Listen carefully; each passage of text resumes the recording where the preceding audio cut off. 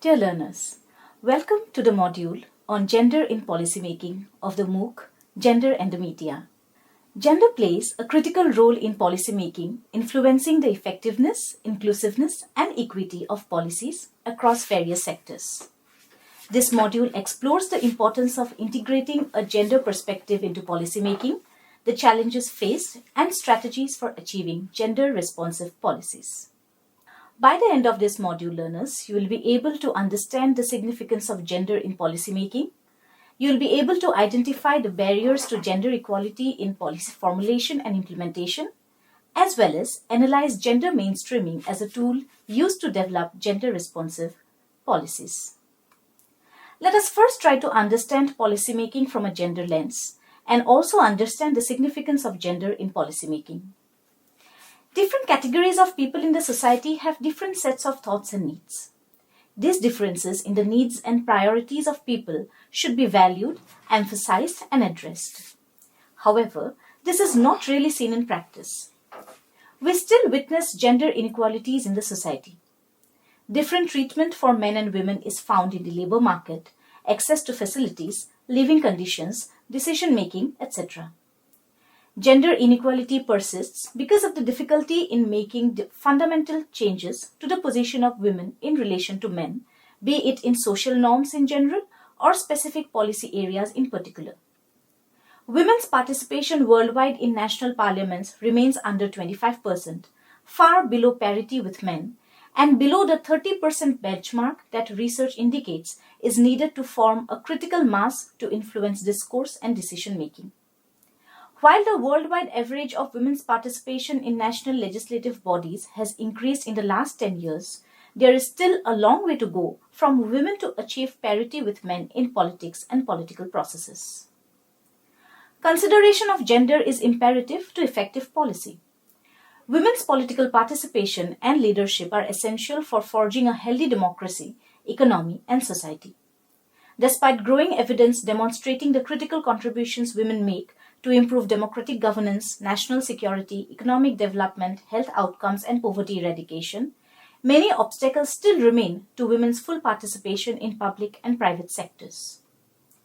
Inequality in resources, entitlements, privileges, and opportunities can be reduced by promoting gender-sensitive policy planning.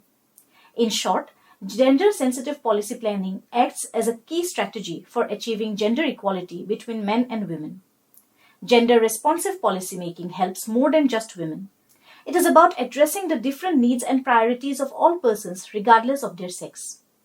Doing so helps ensure that all members of a community are equally valued, policies are more effective, and the world is more just, productive, and peaceful.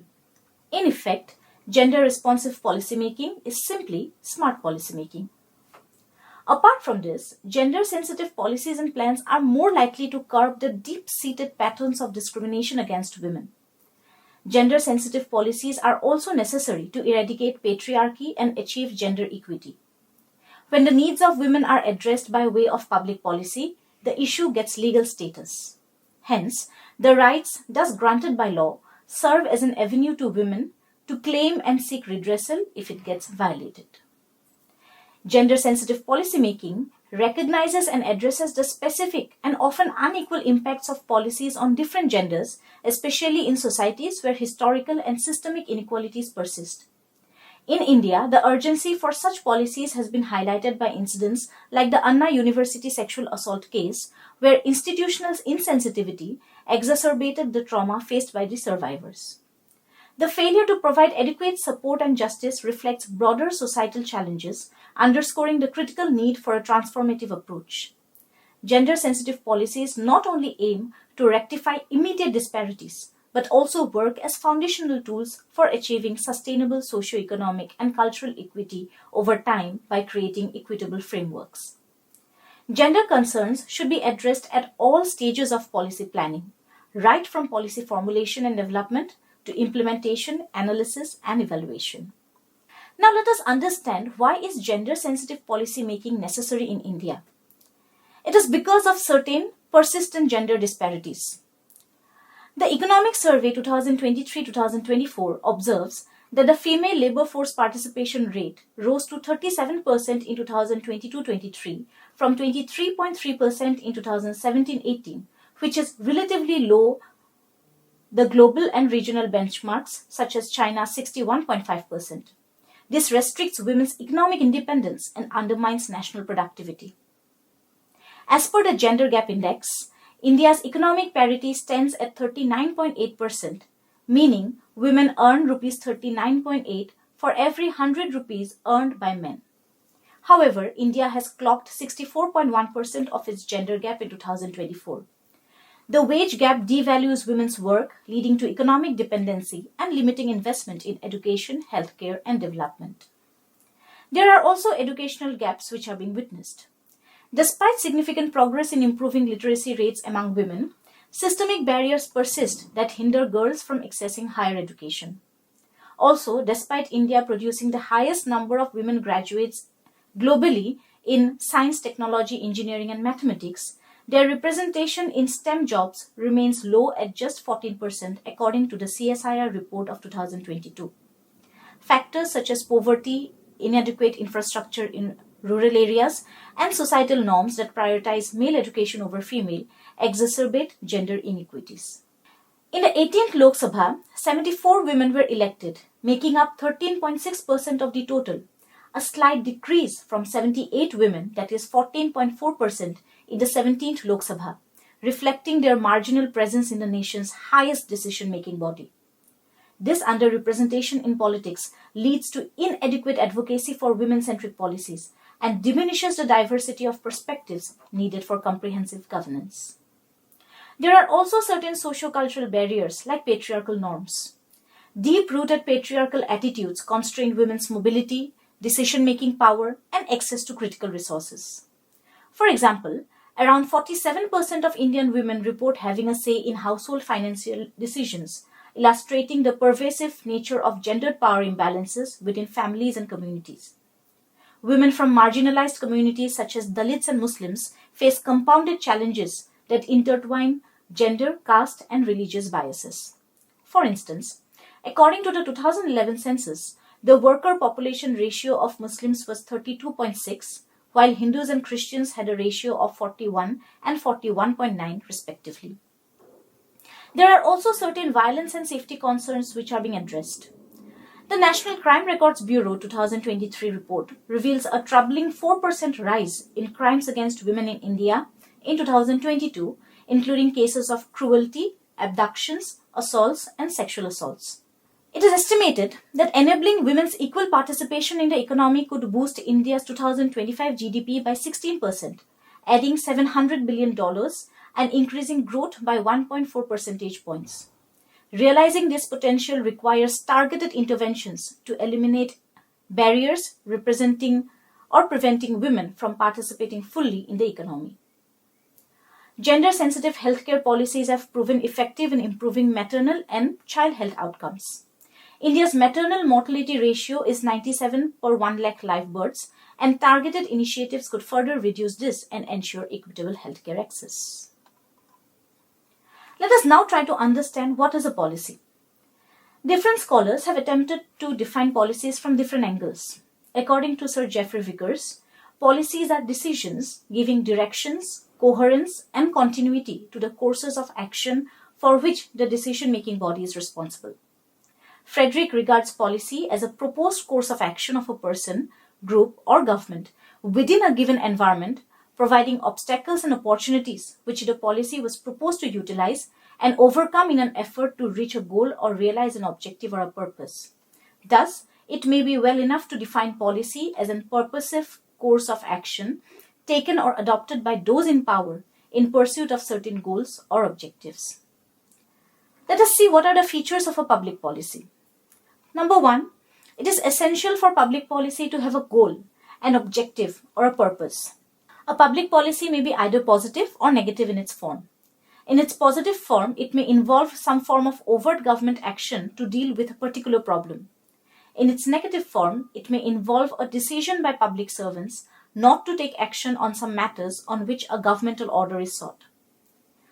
There are also certain policies which are legally coercive in nature, which the citizens accept and enforces as legitimate. For example, PNDT is a coercive policy which strictly orders the citizens not to determine the sex of the baby. Now, we must understand what are gender-sensitive policies. Gender-sensitive policies should incorporate into the policies and programs gender-specific concerns and implications and should aim at building the capability of women. Accurate information about existing gender relations is an important prerequisite for good policy and planning. So, gender-sensitive policies should always rely on gender disaggregated data and qualitative studies which reveal reliable information. The basic framework for planning gender-sensitive policy is to use various tools which are gender-specific, such as gender roles identification, gender needs assessment, utilization of gender disaggregated data, intersectoral planning, etc. Apart from this, the process should also include doing a gender diagnosis, setting gender objectives, engaging in gender consultation and participation, devising strategies which are gender sensitive, and undertaking gender monitoring and evaluation of the implementation of such strategies. Now, there are various kinds of gender sensitive policies as has been given by several different scholars. Theodore Lowe has identified at least 3 types of gender sensitive policies. Number 1 is distributive policy. Distributive policies are concerned with the distribution of new resources. These policies involve distributing benefits to individuals or groups, essentially in the form of a government policy. These include grants and subsidies that give protection to certain interests, public welfare, or health services. Examples are Mahila Samriddhi Yojana, Rashtriya Mahila Kosh, maternity benefits, vaccination camps, etc. Second, regulatory policies. Regulatory policies involve governmental regulation of practices by individuals or groups. These policies regulate the behavior of people by prohibiting discrimination based on gender in spheres such as law, employment, and education. Such policy is also perceived both by policymakers and the general public as redistributive in nature, as taking away benefits from men and conferring them on women. Examples are prevention of immoral trafficking, policies to protect women from domestic violence, prohibition of dowry, child marriage, etc. And the third is redistributive policy. Redistributive policies involve the redistribution of benefits, whether tangible or intangible, from one broad group to another.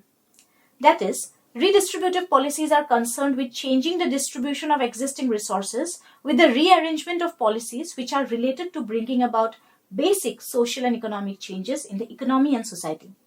Certain public goods and welfare services are disproportionately divided among certain segments of the society.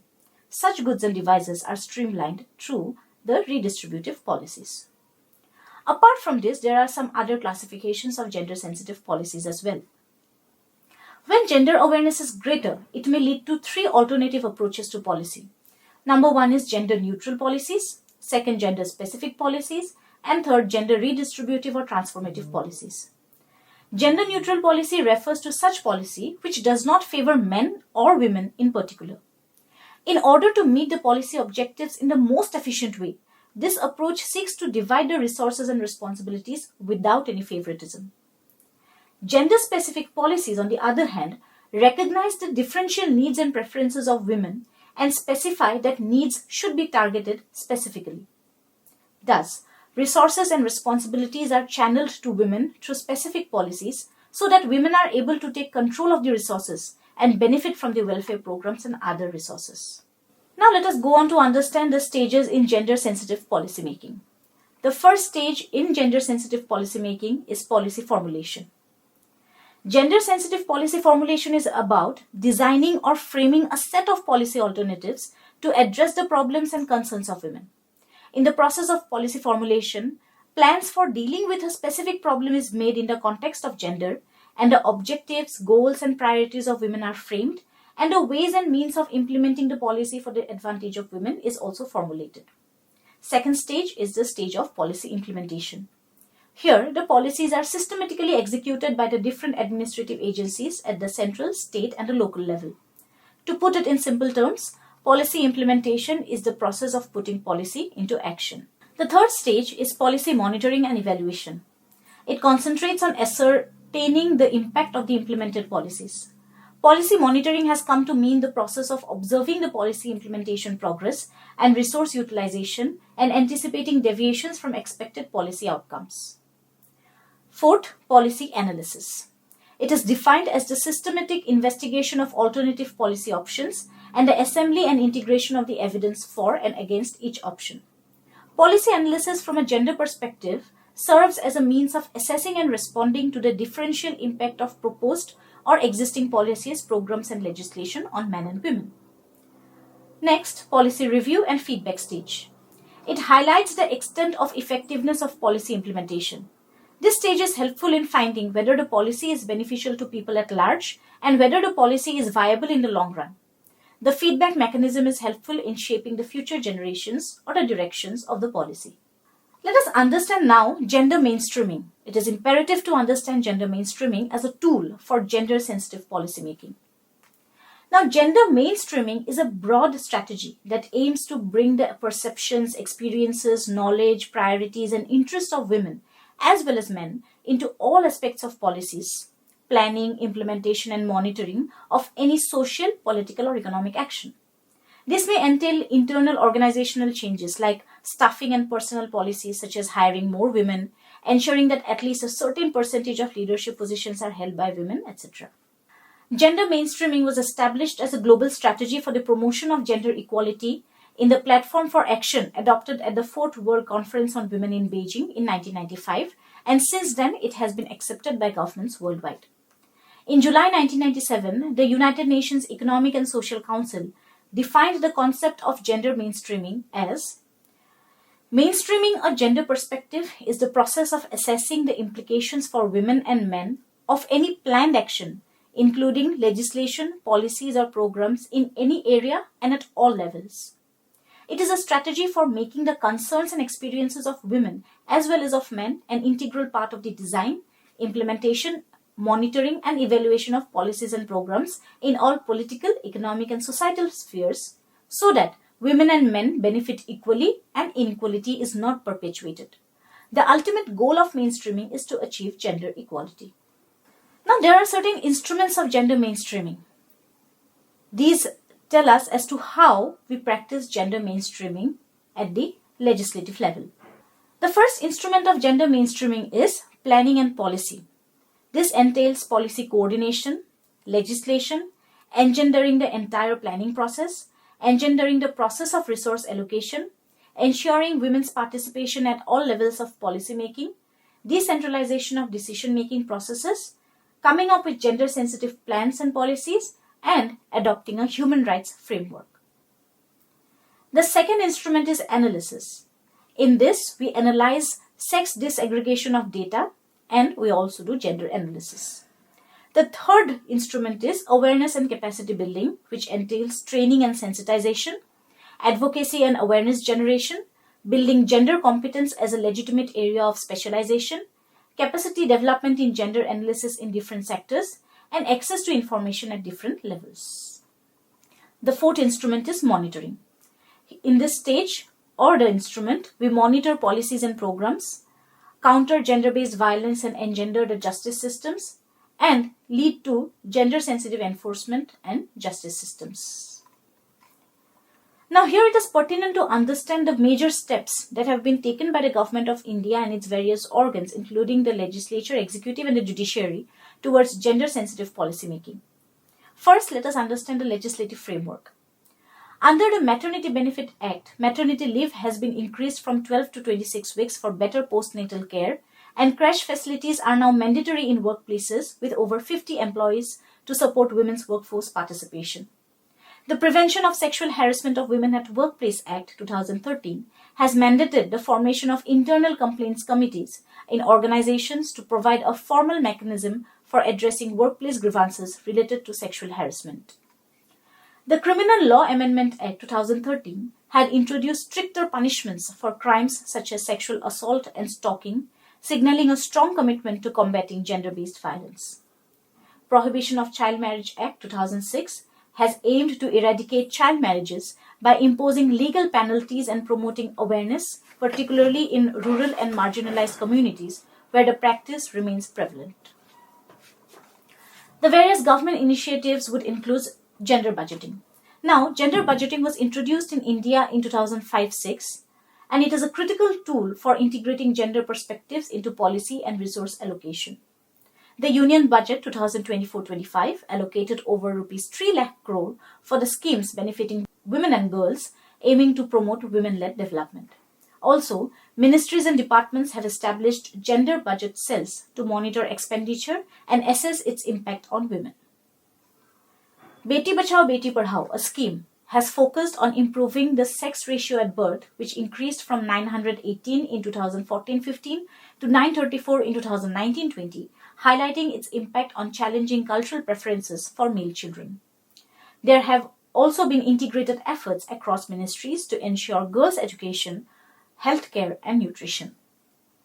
Various government schemes like MGNREGA, Ujjwala Yojana, and Pradhan Mantri Mudra Yojana prioritize women's empowerment by offering preferential access to jobs, financial aid, healthcare, and energy, aiming to enhance women's economic independence, health, and overall well-being. For instance, 63.6% of the total Mudra beneficiaries in the financial year 2023-24 were women entrepreneurs. The One Stop Center scheme, which offers integrated services to women affected by violence, including medical, legal, psychological, and police assistance, is very important in this regard. The Support to Training and Employment Program, STEP, provides training and employment opportunities for women's economic empowerment. The Gender Advancement for Transforming Institutions Program, or the GATI, and Biotechnology Career Advancement and Reorientation Scheme, or BioCare, promote women's participation in research and development by providing career development opportunities, research grants, and fellowships in STEM and biotechnology.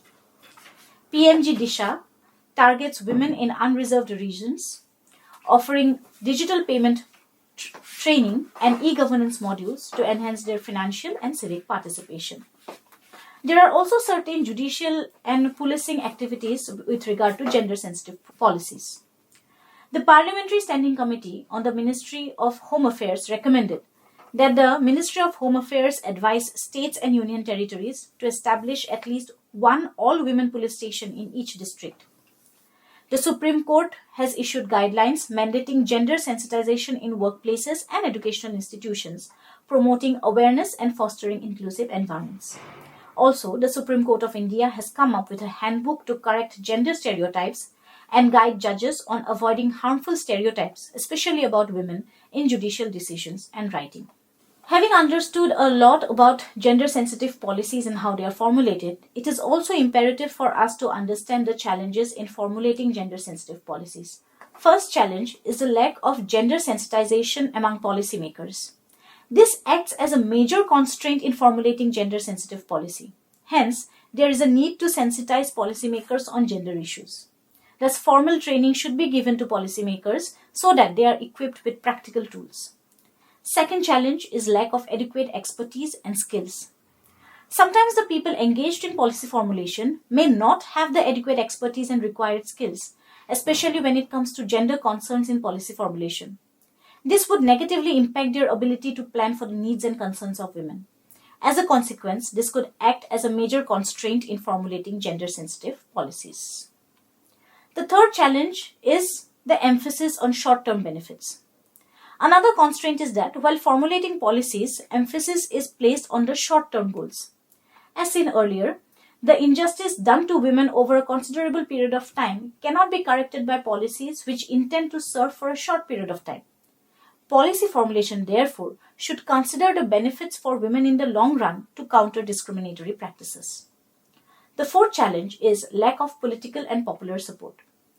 At times, there is lack of popular support for a policy that intends to favor women. The best example here is the case of the Women's Reservation Bill, which has been placed before Parliament.